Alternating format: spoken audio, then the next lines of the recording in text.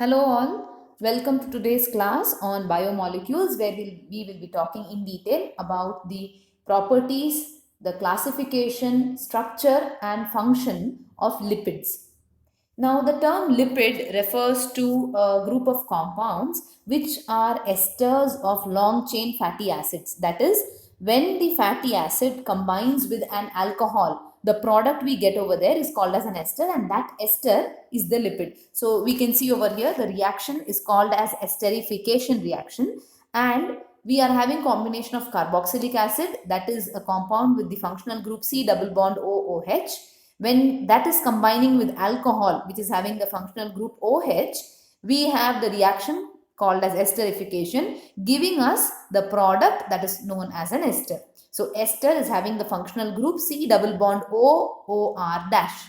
This is the functional group that is found in an ester, and this occurs when there is a combination of carboxylic acid with an alcohol. The reason these are called as lipids and not as just esters is because they are formed from long chain fatty acids. Esters as such are chemical compounds that can be formed from any number of the carboxylic acid which is having any number of carbon atoms. But in a biological system, the lipid that you find is one which is formed from long chain fatty acids. So the R over here, which is shown over here, is basically a very long chain. When I say a long chain, it could have 12 carbon atoms, 16, 18. We will discuss about the fatty acids in a while.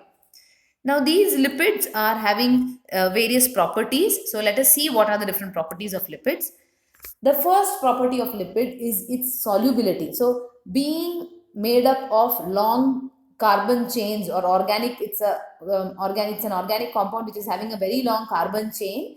Being such kind of compounds, lipids are generally insoluble in water, or they are sparingly soluble, very less soluble in water, and instead they are more soluble in organic solvents such as ether, benzene, chloroform, or even in alcohol. Those are the solvents which are helping to solubilize lipids, and polar solvents such as water or aqueous solutions are not a good solvent for lipids. These lipids, because they are insoluble in aqueous medium, we know that in our body we have blood, which is the main transport mechanism or the transport medium, and blood is aqueous, blood is made up of water.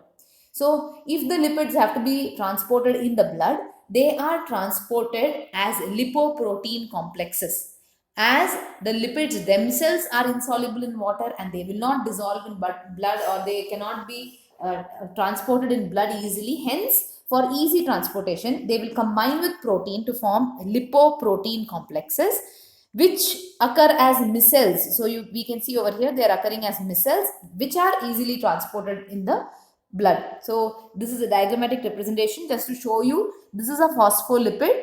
The phospholipid is having a long carbon chain which is the hydrophilic or the hydrophobic end, I'm sorry, the end that is repelling water or which is not getting dissolved in water, and it is having the phosphate group which is hydrophilic end that is getting solubilized in water. So we have a hydrophilic head and a hydrophobic tail. This is the structure of a phospholipid.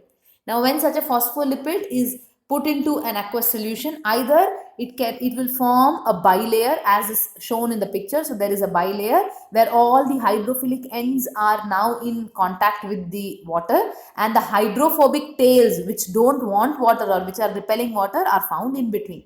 Or we even have the formation of a liposome where it forms circular structures wherein we have the hydrophilic ends towards the outside which are coming in contact with the water and towards the aqueous interior, and in between we have the hydrophobic tails which are not coming in contact with water. So this is how the lipids are generally transported through the aqueous media, because they are insoluble or very less soluble in water. When we talk about their physical state, based on the type of fatty acid that is forming the lipid. So I told you that they are fatty acids which are combining with alcohol. So based on what type of fatty acid that is forming the lipid, the physical state will vary. If the lipid is made up of more number of or more quantity of saturated fatty acids, then the lipids will be solid at room temperature. You can remember it easily as double S. Saturated fatty acids are solid at room temperature. And if the lipid is made up of unsaturated fatty acids, more of unsaturated fatty acids, then the lipids will be liquid at room temperature. So these are some of the properties of lipids. Secondly, the lipids are usually colorless, they are odorless, and they have a bland taste. In fact, if kept in contact with a compound that produces a very strong odor, they'll take up the odor of that compound. So generally, they are colorless, odorless, and don't have any taste. Lipids have one important property of saponification. Now, saponification is a process by which the triglycerides or the lipids, when they react with an alkali, which is a sodium or a potassium hydroxide. So, when the triglycerides or the lipids are reacting with an alkali, they produce the fatty acid salt of that alkali and glycerol. Because it's a triglyceride, it produces the glycerol. If we are using any other kind of lipid, then we have the alcohol being produced. So saponification is a process by which the lipid is combining with an alkali to produce the fatty acid salt, and the alcohol is separated. This process is called as saponification, and this is one of the very important properties of a lipid. Lipids are also known to undergo the rancidification process. Now, rancidification is the property of a lipid by which it gets decomposed chemically. So, the chemical decomposition of the fats, oils, or any other lipid is known as rancidification. And rancidification leads to the development of unpleasant odor and unpleasant taste. So, when a particular lipid gets rancid, it develops an unpleasant odor or an unpleasant taste. Now, this rancidity or this process of rancidification happens due to either microorganisms, where we call that as microbial rancidity. So, the microorganisms produce some enzymes like lipases which break down the lipids, leading to their unpleasant odor and taste. Or it could be oxidative rancidity, where the lipids are getting oxidized or they are getting decomposed due to the oxygen which is present in the air. So, it is the oxygen in the air which is causing their decomposition. Either way, it is the decomposition of the fats, and that is known as rancidity. The process itself is called as rancidification. The property is called as rancidity. Those were some of the properties of lipids. Coming to their classification. So, lipids are divided into three types, into three groups based on their composition. That is, based on what they are comprised of chemically, we have divided lipids into simple lipids, compound lipids, and derived lipids. Simple lipids are esters of fatty acids with alcohol. That is, they are just esters. They have only an alcohol which is combined with the fatty acid. That's all. There is no extra or additional group over there. Such lipids are called as simple lipids. We'll get into the details a little bit later.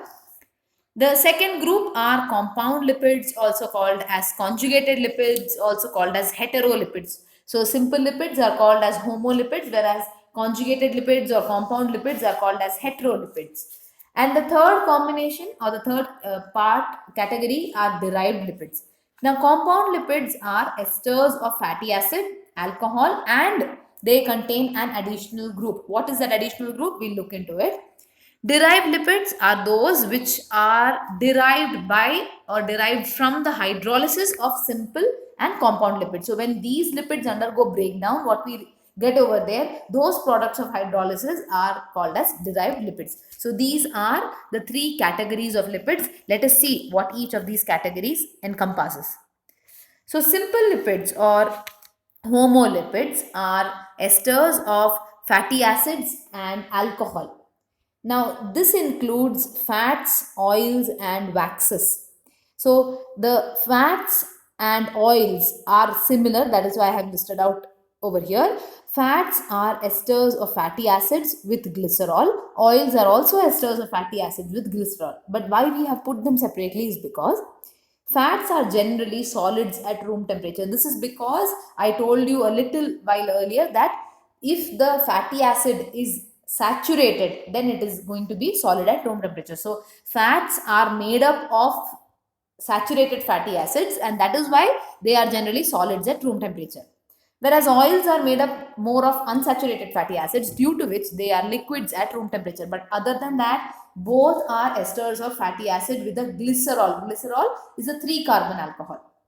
Examples of fats include butter, tallow, and lard, whereas examples of oils are all the vegetable oils such as sunflower oil, peanut oil, or even olive oil. All those oils are comprising under, or those vegetable oils come under oils, which is one type of simple lipid or homolipid. The third type of homolipids are waxes. Now, waxes are esters of fatty acids with long chain alcohols. So, you can see over here, fats and oils are having the alcohol glycerol in them, or they have been formed from glycerol, which is a 3-carbon alcohol.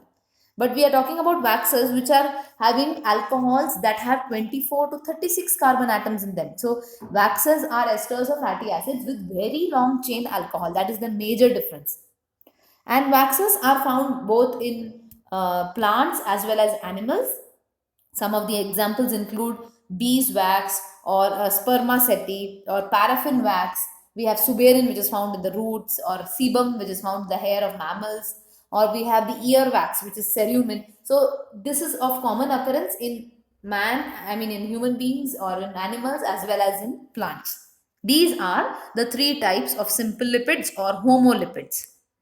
The next category of lipids are conjugated lipids or heterolipids. Now, heterolipids are lipids which contain an additional inorganic or organic group along with the fatty acid and alcohol. So, along with whatever we have known about in simple lipids, where they comprise of fatty acids with alcohol, along with that, these lipids contain an additional organic or inorganic group.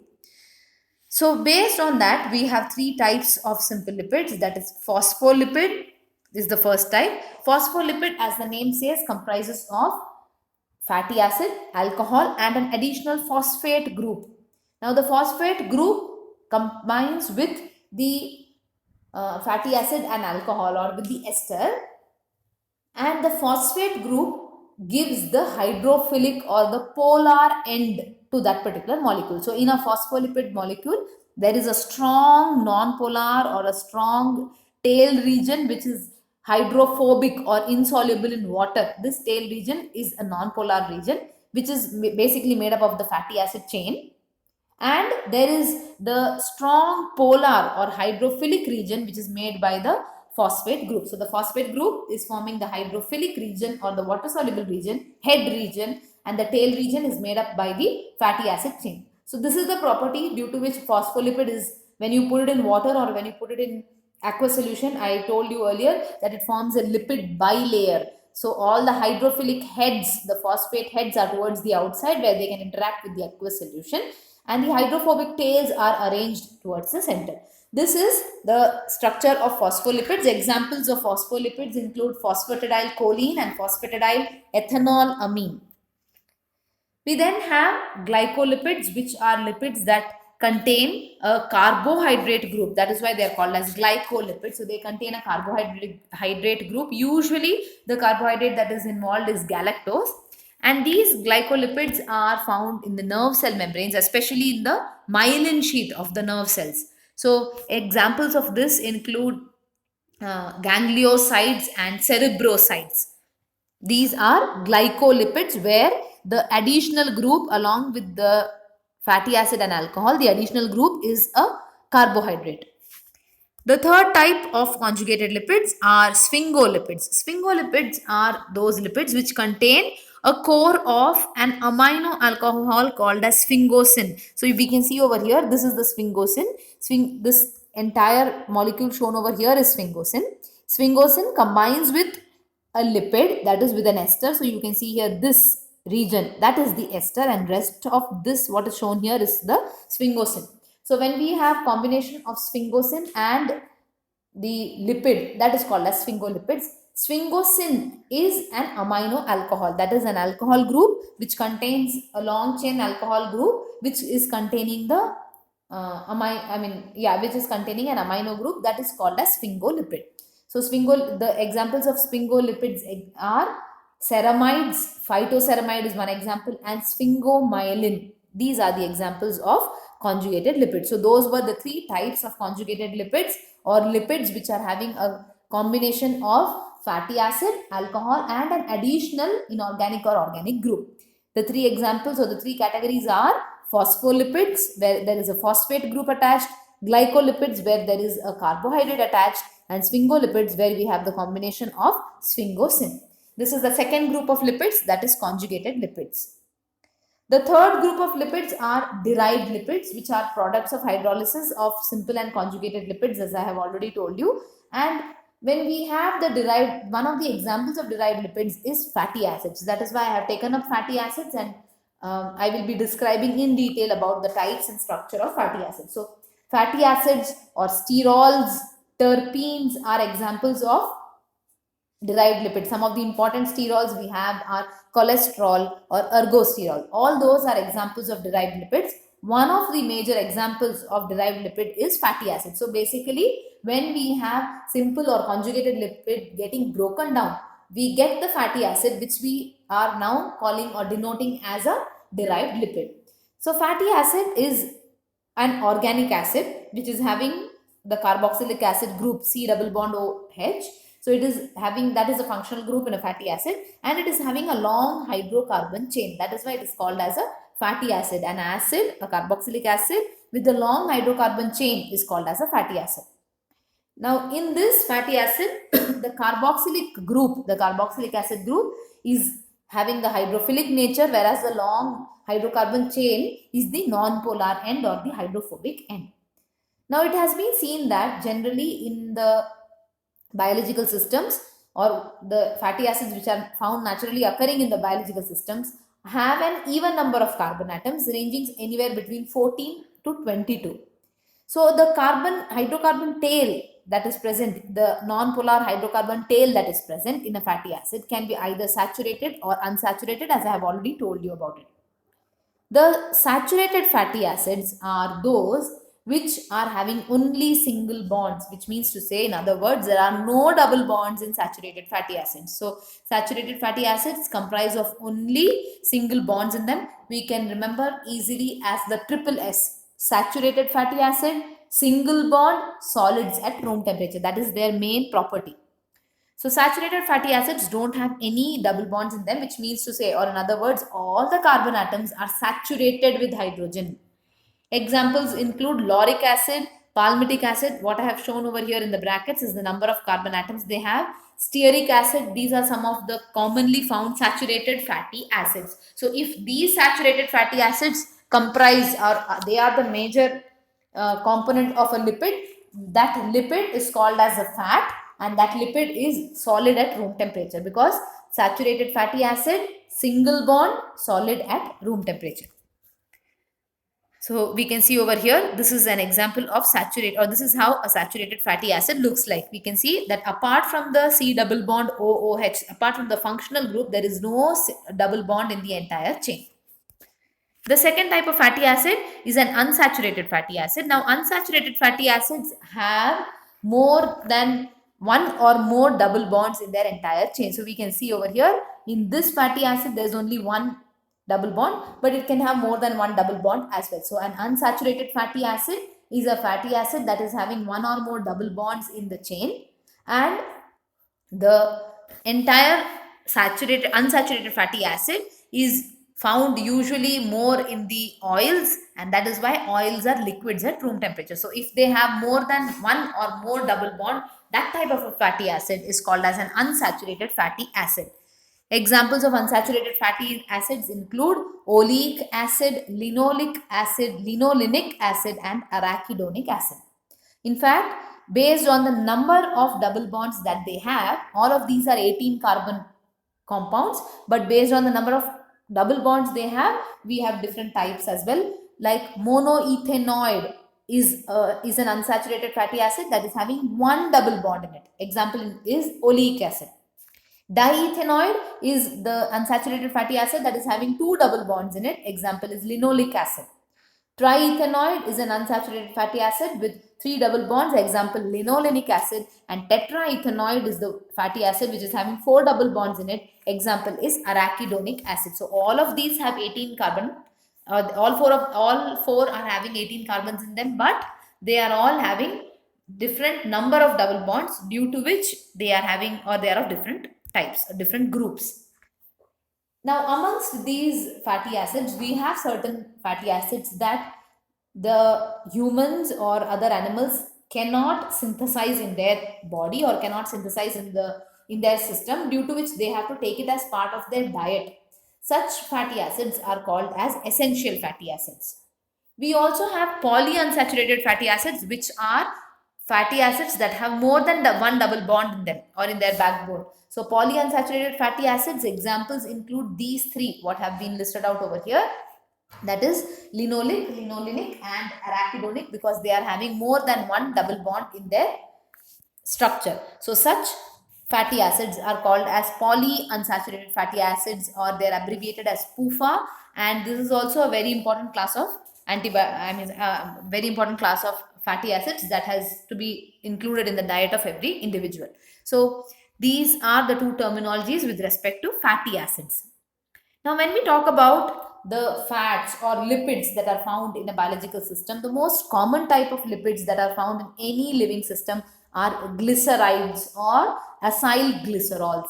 These are esters of fatty acids, or these are esters of a particular long chain fatty acid with glycerol. That is why they are called as glyceride or acyl glycerol. So when the alcohol is glycerol, the type of fatty acid, the type of lipid that we get is called as an acyl glycerol or glyceride. And based on how many how many hydroxyl groups in the glycerol are replaced with the fatty acid, we have three types of acyl glycerols. So I have told you earlier, the glycerol is a 3 carbon alcohol.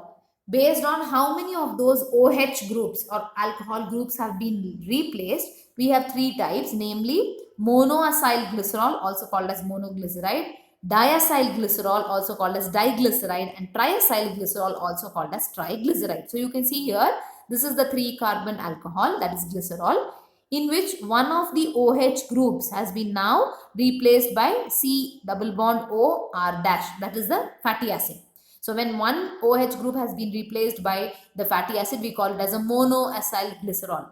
Diacyl glycerol is where two have been replaced. So you can see here the OH was there, that has been now replaced. This OH is also replaced. There's only one OH group, that is called as a diacyl glycerol. And triacyl glycerol is when all the three OH groups have been replaced by fatty acid. That is called as a triacyl glycerol or a triglyceride.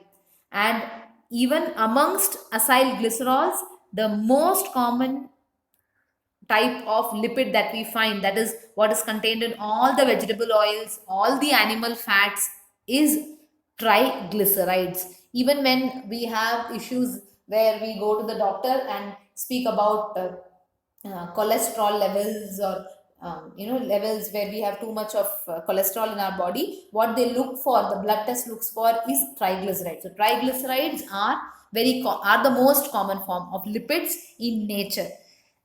Now, these triglycerols are again divided into various types. I'll not get into the details of that. But please remember, acyl glycerols are the most common type of lipids. Even amongst acyl glycerol, triglycerides or triglycerols are the most common. Coming to the significance or biological importance of lipids. So, lipids are a major source of energy, because 1 gram of lipid or 1 gram of fat will yield around 9 kilocalories of energy, which is almost double of what we get from 1 gram of carbohydrate. So if required, fats can be burnt or lipids can be burnt in the body to yield a lot of energy. Upon oxidation, lipids yield a lot of water, as the triglycerols especially yield a lot of water, which is useful for hibernating animals and for camels, which can use that as a source of water. The lipids are important because they are acting as an insulation against low temperature. So they will be deposited around several organs as well, and they protect these organs from mechanical injury and also provide insulation. So you can see that in the abdominal cavity they are stored as food, or in the adipose tissue they are stored as foods. So they are important because they are providing not only as a reserve food material, they are providing insulation, and they are also helping in protection of those organs from mechanical injury. We have lipids which are helping in forming structural components such as lipoproteins or phospholipids are important structural components of cell membranes and mitochondria. Then we have fat soluble vitamins, that is namely vitamin A, D, E and K, which need to be transported in the body with the help of lipids. So lipids are acting as the vitamin carriers for such fat soluble vitamins. And we also have lipids such as some lipids such as squalene, which is obtained from shark, which is having an antibiotic property. So these are some of the important biological significance of lipids. Like I told you, they are deposited around the vital organs and hence they protect those organs from the mechanical injury, and they also provide insulation, especially for polar animals or warm blooded animals like seals and walruses, because they are padded with these triacyl glycerols. Apart from that, it is a major source of energy. It helps in yielding water when it is oxidized, and they are acting as vitamin carriers for fat soluble vitamins. These are some of the important biological significance of lipids. I hope all of you have understood today's class on lipids, where we have discussed about the properties of lipids. We have spoken about their classification based on chemical composition into simple, conjugated, and derived lipids, and we have looked into what are the different biological significance of lipids. With that, we have completed the unit on biomolecules, and in the next video lecture, we will be talking more about the enzymes that are present in a living system. Thank you all.